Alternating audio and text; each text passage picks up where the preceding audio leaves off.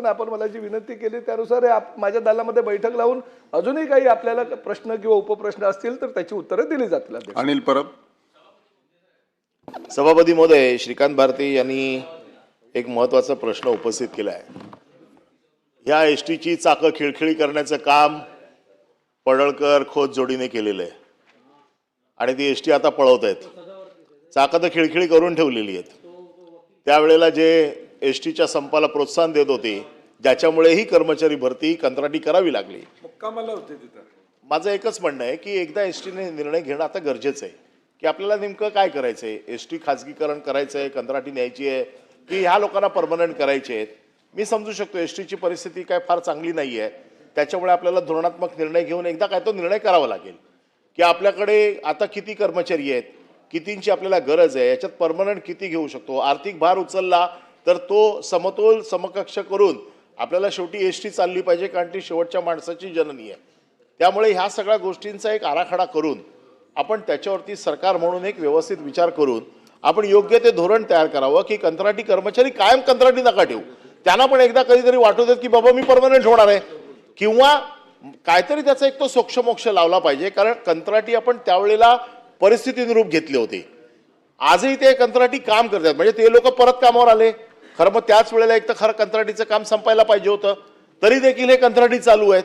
म्हणजे त्यांची आशा आपण जिवंत ठेवलेली आहे की कधी ना कधीतरी आपण त्यांना परमनंट करू. याच्या बाबतीत शासनाचं सुस्पष्ट धोरण पाहिजे की बाबा हे एवढे लोक आहेत, यांना या टप्प्याने आम्ही परमनंट करू आणि त्यांना सेवेमध्ये त्यांना घेतलं जाईल.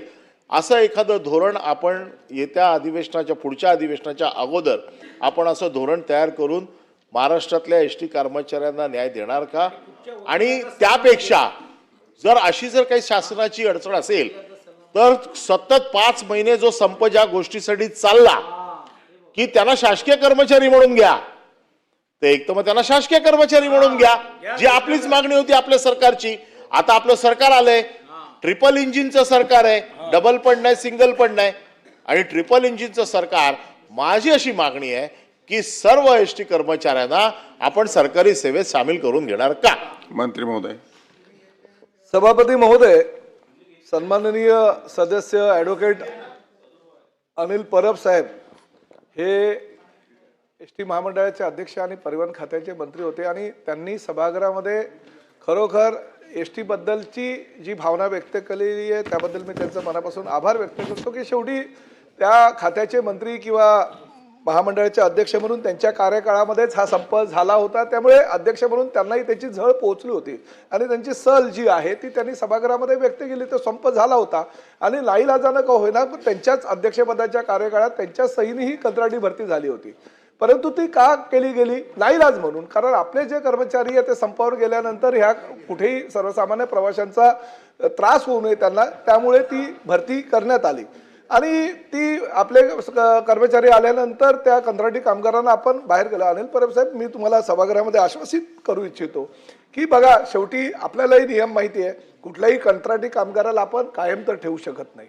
परंतु शेवटी ही जी प्रक्रिया पुढे आपण परमनंट करण्याची किंवा आपण ज्या पद्धतीने आता राज्य शासनाला मागणी केलेली आहे की जवळजवळ 17,700 पदं ही भरली जावी, त्या पदं भरत असताना मात्र ते कंत्राटी कामगार जे आपल्याकडे कायम होते त्यांना प्रायोरिटी कशी दिली जाईल, त्यांना न्याय कसा दिला जाईल. कारण शेवटी शासकीय नोकरी, भले शासकीय नोकरी म्हणून नाही, पण एसटी महामंडळामध्ये काम करायची भावना सर्वसामान्य गोरगरीब बिचाऱ्या आपल्या लोकांमध्ये असते, ड्रायव्हरमध्ये असते, कंडक्टरमध्ये असते. त्यांना असं वाटतं की कंत्राटी कामगार का होईना पण आपण जर या ठिकाणी 5-6 महिने, वर्ष, 1.5 वर्ष कामाला लागतो, आपण परमनंट होऊ ही भावना त्यांच्यामध्ये असते. आणि त्यामुळे बिचारे ते सगळं काही सोडून आपल्या सेवेमध्ये दाखल होत असतात. आणि निश्चितपणे त्यांच्या भावनांचा आदर करून ते जर सशक्त असतील, सक्षम असतील तर निश्चितपणे जी भरतीची प्रक्रिया आपण भविष्यामध्ये करणार आहोत आणि 18,000 भरतीची प्रक्रिया आपण करणार आहोत अनिल परब साहेब. म्हणजे असं नाही आहे की आपण फक्त 100-200 मागणी केलेली आहे. ह्या 18,000 पदांची भरती झाल्यानंतर निश्चितपणे